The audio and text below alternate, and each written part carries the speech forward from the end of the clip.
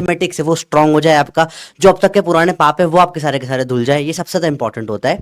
Second होता है अपनी जो कैलकुलेशन में लिखने की बहुत आदतें होती है, मिनिमलिस्टिक पेन का इस्तेमाल करना, बहुत सारे माइंड में कैलकुलेशन करना, क्योंकि बच्चे का सिलेक्शन इसमें एक हल्की सी प्रॉब्लम ये आती है कि जब आप पेपर करने बैठते हो, बायो करते हो, केमिस्ट्री करते हो, आखिर में फिजिक्स पे आते हो, जब आखिर में फिजिक्स पे आते हो फिजिक्स का टाइम ही नहीं बचता है। नीट वालों को फिजिक्स के लिए टाइम ही नहीं बचता है करने के लिए, तो आपको स्टार्टिंग से प्रैक्टिस करने की, जो क्वेश्चन लोग 1 मिनट में कर रहे हो 30 सेकंड में करो, 30 सेकंड का क्वेश्चन 15 सेकंड में करो। ये स्पीड स्टार्टिंग से डेवलप करनी पड़ेगी। पेन उठाओगे पाप पड़ेगा, जितना कम पाप पड़ेगा तो सिलेक्शन के चांसेस बढ़ जाएंगे। दैट्स इट, और कुछ नहीं है sir. Thank you so much sir. तो आपको आयुध सर को बच्चे प्यार से प्रोफेसर भी कहते हैं, ब्रदर और प्रोफेसर का मिक्सचर है। आपको ये बैच में मिलेंगे, आपको बहुत मजा आएगा फिजिक्स पढ़ने में इनके साथ। नेक्स्ट मैं बात करूं केमिस्ट्री की, तो यहां भी केमिस्ट्री के 3 पार्ट्स हो जाएंगे, फिजिकल, ऑर्गेनिक, इनऑर्गेनिक। 11th में केमिस्ट्री के 3 पार्ट होते हैं, जो बच्चे आईआईटी नीट की सीरियसली तैयारी करते हैं उनके लिए। सबसे पहले मैं फिजिकल केमिस्ट्री के बताना चाहूंगा कोटा से आए हुए एक लेजेंड मास्टर को, जिन्होंने बहुत सारे बच्चों का आईआईटीज और नीट दोनों के अंदर सिलेक्शन कराया है, टॉप रैंक्स नीट के अंदर प्रोड्यूस की है। तो I want to welcome Sudhanshu sir, जिन्होंने ऑल इंडिया रैंक बहुत सारी प्रोड्यूस की है 100 के अंदर, और कोटा से आते हैं। सर आप क्या कहना चाहोगे? सर मैं तो बस बोलूँगा बच्चों को सबसे पहले बधाई कि तुमने नीट सोचा है कि हम 2 साल बाद मुझे डॉक्टर बनना है। ये एक अपने आप में बहुत अच्छा सपना है।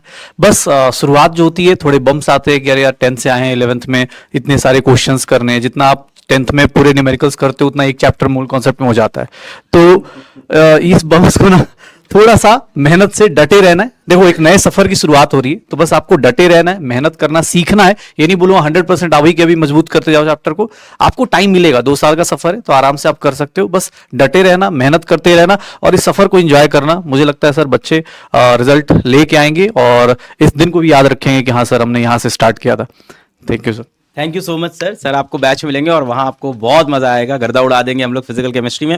नेक्स्ट मैं बात करता हूं ऑर्गेनिक केमिस्ट्री। तो ऑर्गेनिक केमिस्ट्री पढ़ाएंगे, ऑर्गेनिक केमिस्ट्री के एक बहुत ही लेजेंडरी टीचर, 20 ईयर्स से ज्यादा टीचिंग का एक्सपीरियंस है, बहुत सारे बच्चों को नीट के अंदर, आईटी के अंदर सिलेक्शन उन्होंने दिलाया है।